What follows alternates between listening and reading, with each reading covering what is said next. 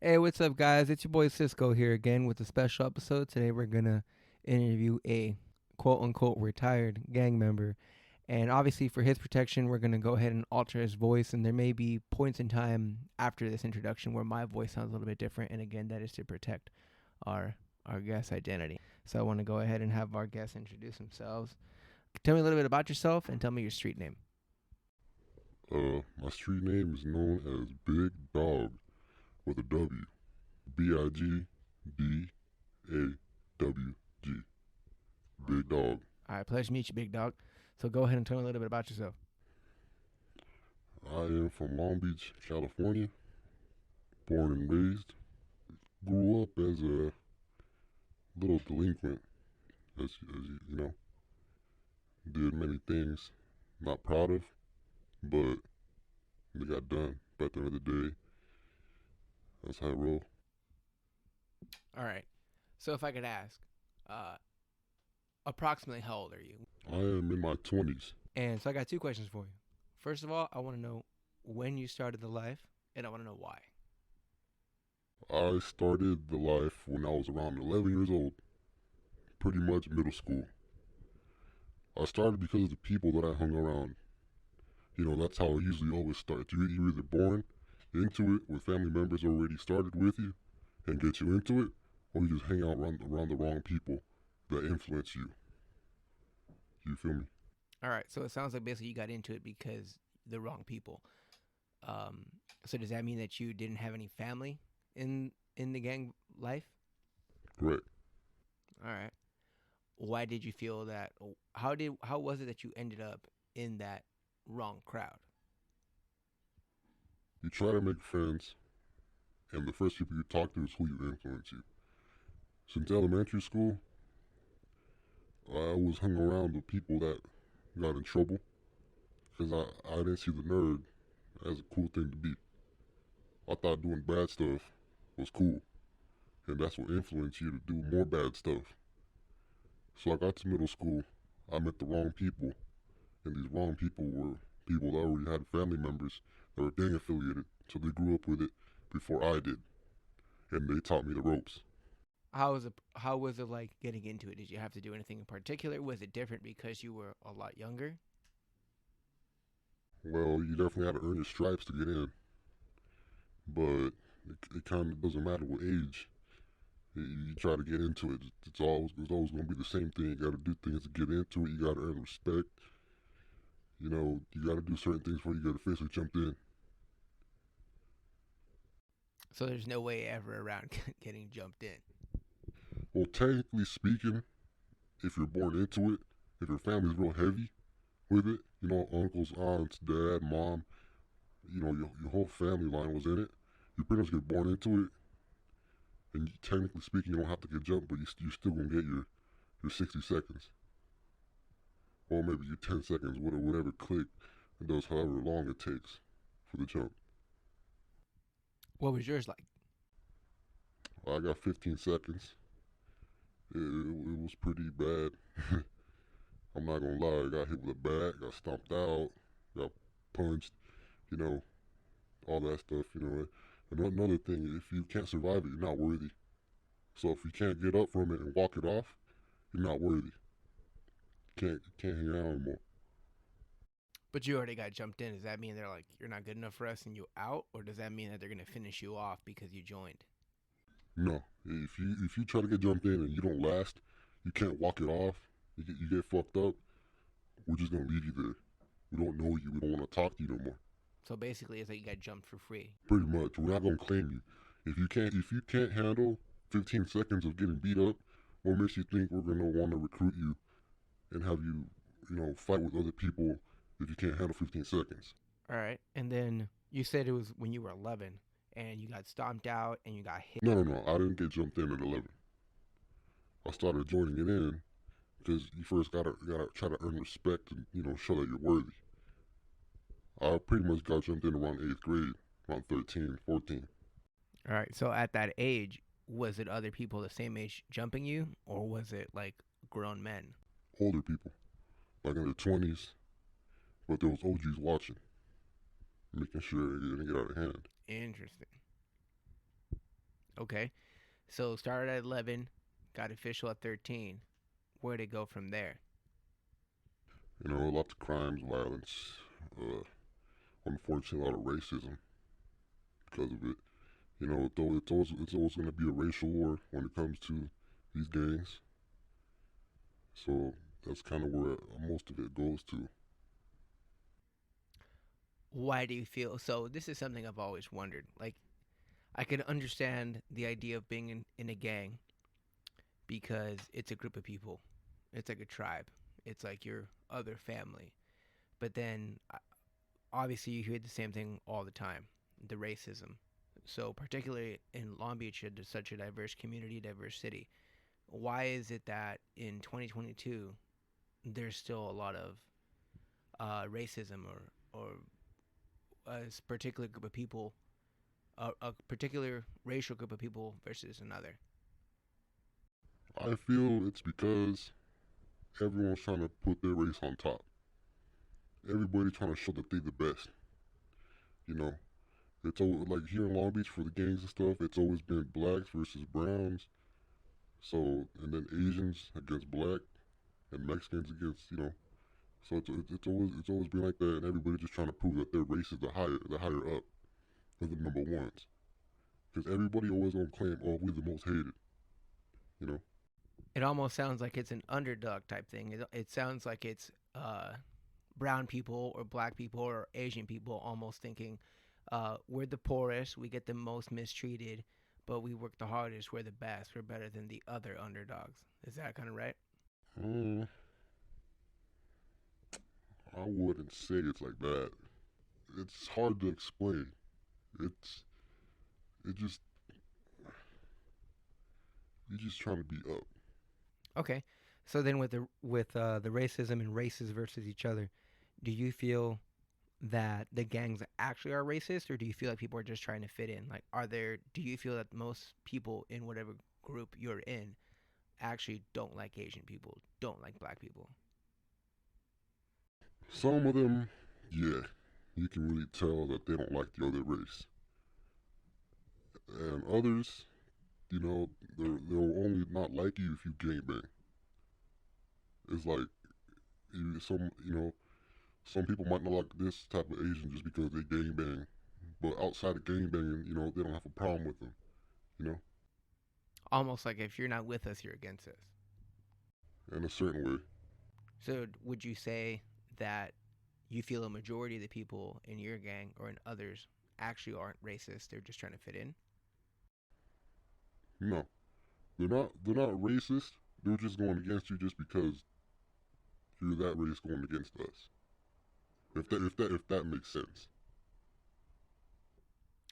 Uh, I I can I can see what you're talking about. So does that mean that there are no different races in the gang? Let's say there's a Hispanic gang or a black gang or an Asian gang. Like there's no other race but Asians, blacks, or Hispanics in that particular gang.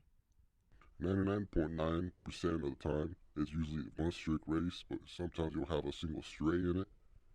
I know a couple people that are mixed in with another race, and they get along just fine with those other gangs. Do you think are they in just because of the fact that they're mixed, that they're like half and half, or was there some other exception where maybe do you feel like there are self-hating people? Like I know this might be so come off a little city, I'm sorry, a little silly, but in the Boondocks, Uncle Ruckus, right? He has revitiligo. He doesn't consider himself black. He's black. Do you feel that there are people in gangs that are a particular race and they're like, I'm not that race. I don't identify with those people. I'm one of Yes, definitely.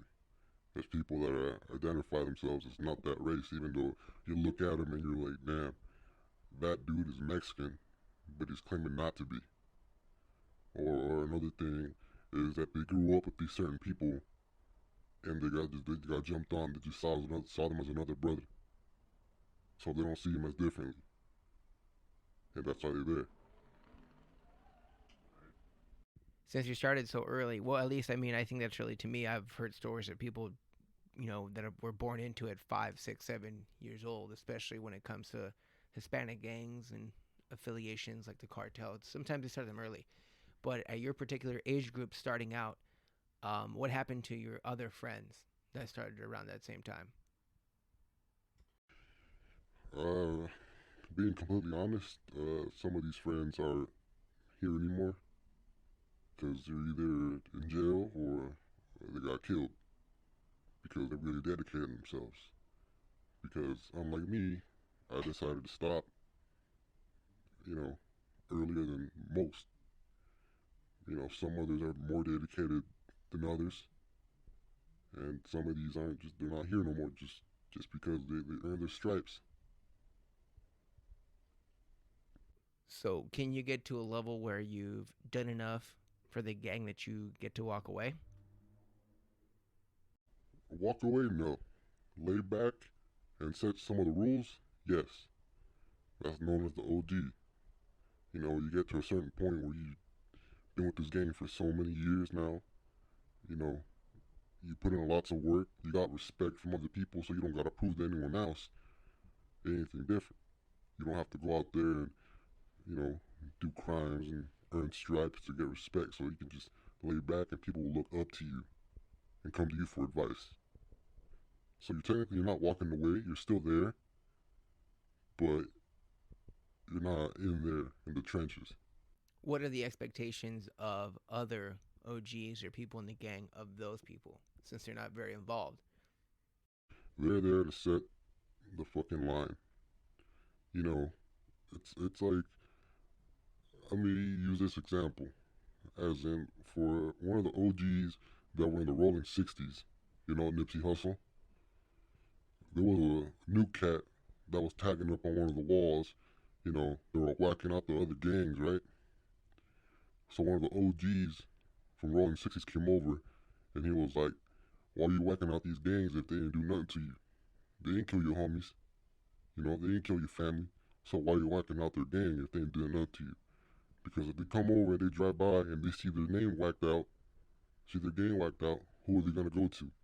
The face of that gang, aka the OGs.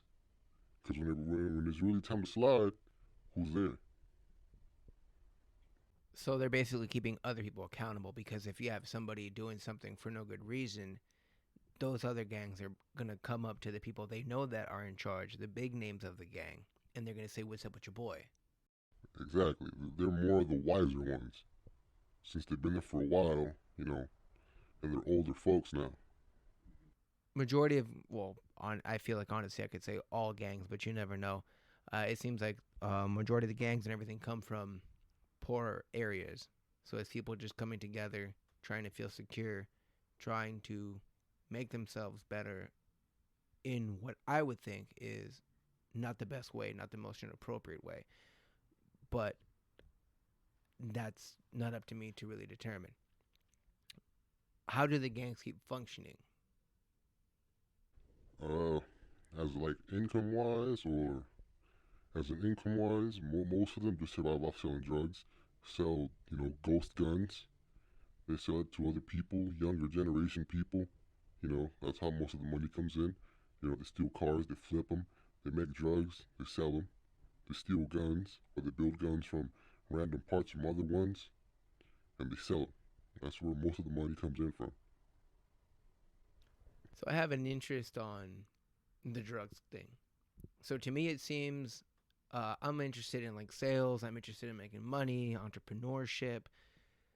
So I wonder when you sell drugs, um, I feel like most people aren't the ones making it. They're the ones buying it. So they're flipping it. They're flipping drugs. If they're flipping drugs, the more flips you do, the more expensive they are. So how is it that the original person isn't just selling it for more money so that people don't flip? What do you mean by that? So let's say that I make cocaine. Okay. Let's say that I know nothing about drugs or retail value of it whatsoever. I'm a complete square. So let's just say that you can get 1 kilo of cocaine. And let's just say that the worth of that kilo is $100. And if I sell that for $100, you're going to go ahead and divide it up and you're going to sell it for more money, right? You're going to sell, like, let's say after you divide it up, you sell it for $500. And then I know that people will buy from the flipper, the first flipper, and then they'll also sell more and get more money. So it just keeps getting more and more expensive because the more people keep buying it to sell it, they have to sell it for a higher price to make their money. So then why doesn't the very first person that does make the drug sell it for the $500 per kilo instead of the $100 per kilo? Because the person that's making it is just trying to get rid of it. They're not trying to hold on to this for a long time, you know? And usually they don't sell it as like, okay, you're buying one brick, you're buying two. No, you're buying this in bulk. You need to get this stuff off their hands ASAP. So you buy it off bulk for cheap, and therefore you get the resale on it. After the first resale, not many other people are gonna resell it after that. You know, you sell it to junkies, crackheads, you know, random people. They're gonna buy it for use, not to resell. You know, so obviously you gotta have a plug for it. You know, maybe if you're new into it, you know, you might be dumb enough to buy something at a higher price because you don't know. Try to flip it, someone's gonna look at you and you're like, bro, you're stupid. Do you know the retail prices for drugs? For legal reasons, no. Oh, were you ever involved like in making money for your gang? Of course, How did you go about it? I sold drugs for them. You know, sold cocaine, weed, meth, you know, you name it. I was in high school, you know, got out of school or I did school, go pick it up at a certain location. I had my bike, you know, I had a route, dropped off. Dropped off, got money. Dropped off, got money. Go back, drop off the money. All right, here's your cut. Done deal. So you would pick up. So there would be somebody at school, another student that would provide you. No, no, not at school. I went to a location away from school. How much would you sell or have to carry? Uh, I would go as a backpack full at a time. You know, couple $1,000s. So are we talking like the standard JanSport or Everest backpack or Messenger? Yeah, like a jam sport. You know, you know, I felt like I was kind of perfect for it. Disguise, you know, student, jam sport kind of made sense.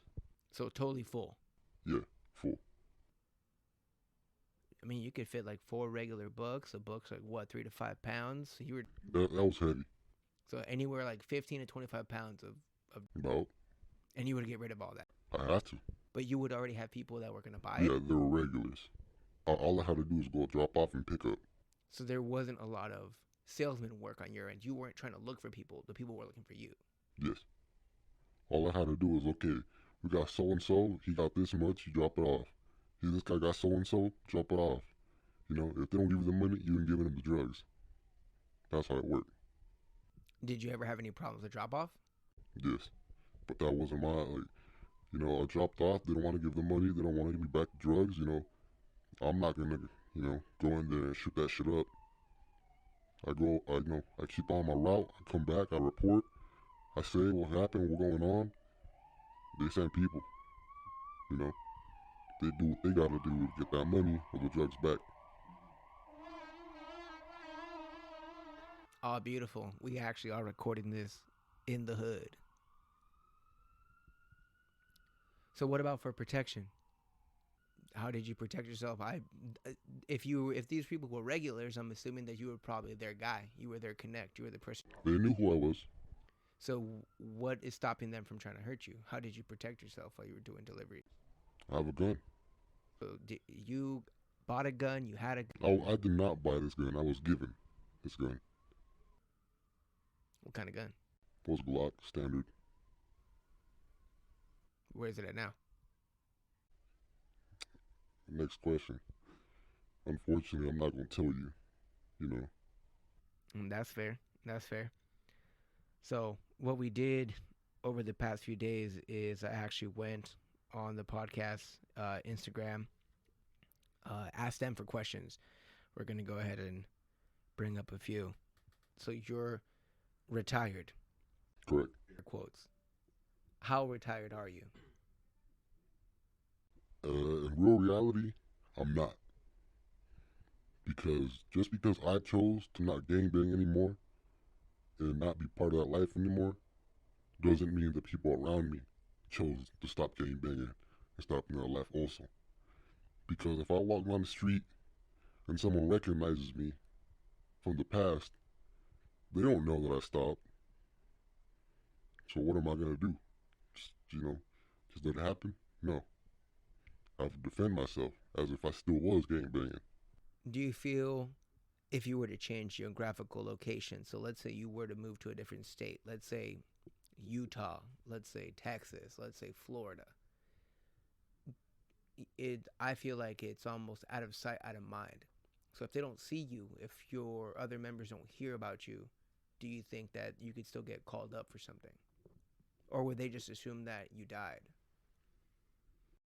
Mm, I don't think they would assume I died. It'd be pretty strange that I went missing because let's say I went to jail, right? No one knew that I went to jail. Obviously, we have members inside which will send out a kite and be like, "Oh, we saw so and so in here." They're just reporting, letting know. What's a kite? A kite is pretty much a message that you send around in jail. So you don't got a phone, you write a letter, send it down as a kite. All right. So in general, especially growing up and even to young adulthood, it's thought as cool to be in a gang. There's a sense of danger to it. So this is a funny, question. I'm not gonna mention the names of the people asking them, but this person wants to know how did it feel to be a sick ass fool? In the moment, it felt cool. Retirement, it feels grimy. We got somebody else here right here. Would you do it all over again? No, no. Dumbest thing ever to join the gang. Very stupid. You say that now because of the stuff you've seen, the stuff that's been going on. It's not worth losing your life or not being able to be in the free world anymore just because you joined a gang. Would you rather lose your life or be locked up forever in jail just because you want to earn stripes and get put on? No, fuck that. I would have rather just work a 9 to 5, make my money honestly, and just build my way up. That's good. What would you say to kids trying to join right now? It's not worth it, but at the same time, you gotta do what you gotta do to survive. Not, some of these kids trying to join, they don't got many options. They don't got people to guide them. They don't know any better. They don't got food on their plate, so they're gonna do what they need to do to get food on that fucking table. You know, So is it almost like the Mexican cartel and the Zetas, where if you actually join, do they actually take care of you? Let's say there's a family that is not gang related whatsoever, and their youth decide to join. By them joining, because of the fact that they don't have a mentor, they don't have a job because they're young, their family can't fully take care of them. By them joining, does the gang take care of them and their family? uh, I kind of have no idea for that since I'm not connected with that. What do you think could have been different in your life that could have led you to a different path? It's a tough one. Like, what do you feel would have stopped you from joining, or what could have made you go into it faster or been more aggressive in your air quote career? Definitely a big one to not join would have been hobbies. Keep it distracted. Because what else you gonna do when you got nothing else to do and you just hanging out with dumb people? So it's like the stereotypical message on TV commercials, like we got to keep the youth off the street. Pretty much. So if you would have been like in an after school program or just came home to play video games more, you think that would have done it? Definitely would have kept you more occupied. Kept you thinking less about the streets. So you're at where you're at right now for whatever the reason that you decided to do less of of your lifestyle. What would have made you go balls deep? Hmm. Losing the people around me would have made me go balls deep. If I lost my brother or my parents, I pretty much would not have cared anymore. That's what a lot of people go balls deep.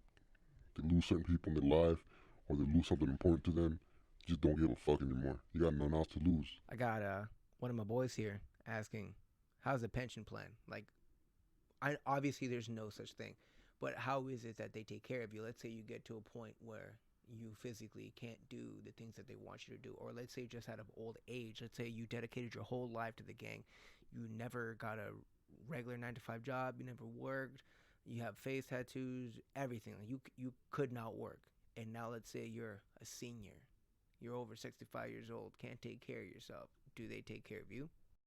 Technically, no, they don't. You're on your own. Pretty much. You better hope you have kids and hope that these kids are old enough to take care of you. That's grimy. Yeah, that's how it is in the hood. Pretty much. All right. Do you still have contacts that try to pull you back? Every once in a while. Somebody else. I mean, it's similar to what we asked before, but it's somebody's asking why you retired and if you're collecting anything, like anything residual, like uh, your air quote retirement. Are you still able to collect on any benefits from your gang? Yeah, I can if I want to. What would you be able to get? I can just go back to my old lifestyle, start selling drugs again, get money that way, you know. If someone's, obviously if someone's bothering me, if I can't handle it on myself, I got people to do it for me.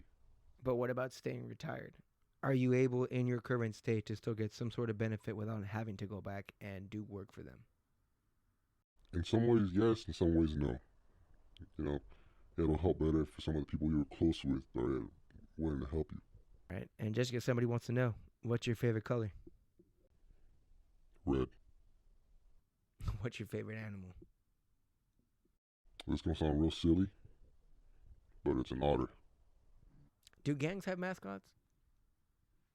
Uh, in a way, yes. In a way, no. As in, like for me, our colors were basically Raiders. Typical Raiders. So we don't have a mascot, but if you want to consider the Raiders mascot, about 99% of them, Raiders colors, just because it's just black and gray. Even the Crips rock Raider colors. They got the Raider caps, you know, Raider shirt. Well, most of them just it's a flat line for it. One last Instagram question, and I believe it's obviously your discretion to what you want to say, but what's the most gangster thing you've done? There's a lot of things I'm not proud of, which I'd rather not say. What would you say? What is the most PG gangster thing you've done then, or PG-13? Uh, Trying to keep it PG-13, huh? Unless you can give us an R. Again, I'm not sure what you can say without outing yourself. I mean, I don't know what the chances are of any of your members listening to the podcast, but Pretty simple, nothing, but there's always that chance. all right. So it's pretty much the last question. What would you want us normal folk, non-gang affiliated people to know about that world? What is it that we don't understand or misunderstood? People always say that we just bad people. In general, we're just trying to hurt people and just commit crime. When the real reality is really not that. We're just trying to survive and get through. If I would say most of us are not gonna go out of our way to hurt someone on purpose just because it's just fuck it. We're not gonna just walk down the street and say, "Oh, look at that little old lady right there. Let's beat her up just because." No.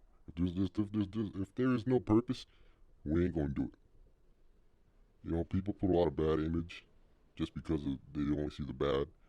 You go on Instagram, you see all these street vendors getting robbed by other gang members. I'm not gonna say who, but if you know, you know. And we got other gangs coming up to these street vendors trying to support, and they'll give them money. People don't talk about that. They don't talk about the good stuff. We try to get back to the community. I've seen Gang members give out backpacks, notebooks, pencils to kids that are going to school. They'll give stuff out like if you keep up with the media, you know, by CMAC, giving back to the community, gives out food to homeless, you know, does stuff for the community to give back. People don't really see that. They just see the bad. They see what's on the news. Any words of wisdom? Any other final message? You know.